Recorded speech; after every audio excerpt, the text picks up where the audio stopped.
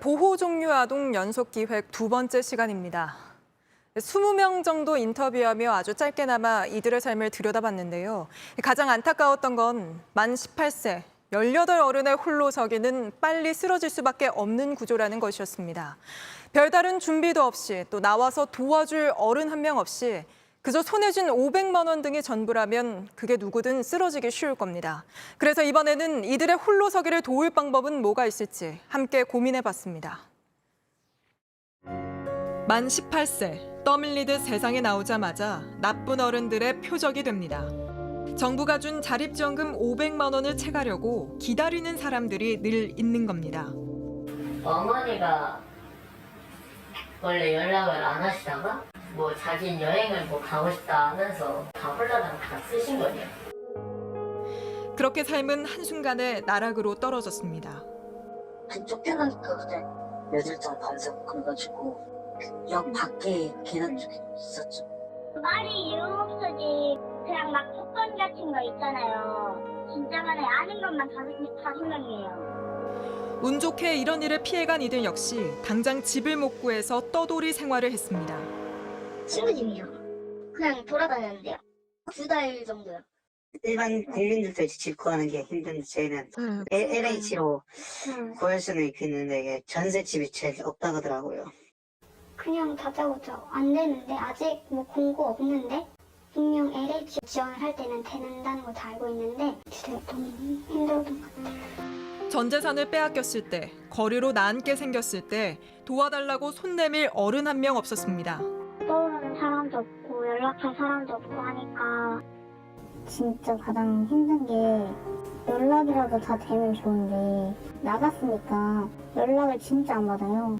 되게 힘든 상황에서 연락을 한 거였는데 보호 종류 아동들을 인터뷰하며 가장 안타까웠던 점도 이런 부분이었습니다. 그런데 사실 이럴 때 손잡아주라고 마련한 제도가 있기는 있습니다. 바로 자립지원 전담 요원입니다.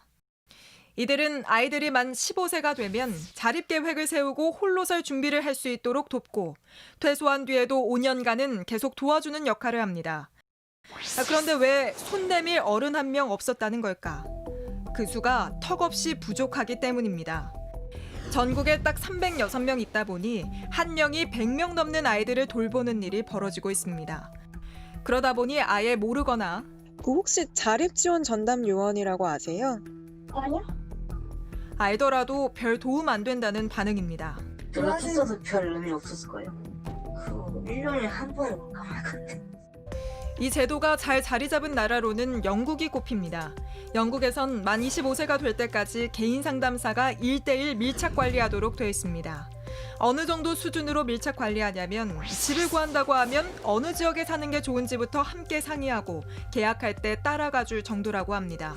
전문가들은 우리도 자립지원 전담 요원 한 명이 돌보는 아이 수를 30명 정도로 낮추면 어느 정도 관리가 가능하다고 보고 있습니다.